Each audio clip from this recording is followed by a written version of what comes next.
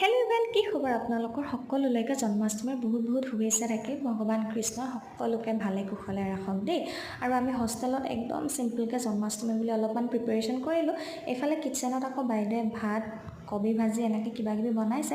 আৰু মেমে আমাৰ ইমান টেষ্টিকৈ ক্ষীৰখিনি বনাইছিলে নহয়, কি ক'ম আৰু লগৰ কেইজনীয়ে এয়া এইফালে ফ্ৰুটছবিলাক কাটি আছে। চবে নিজৰ নিজৰ কামত লাগি আছে আৰু মাত্ৰ ৰেডি কৰিছে।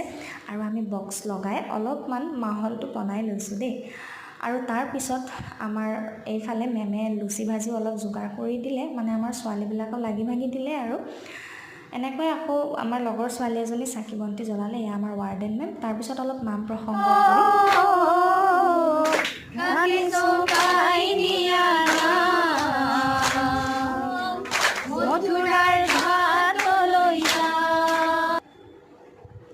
খোৱা বোৱা কৰি আমি জন্মাষ্টমী সামৰিলোঁ। ধন্যবাদ।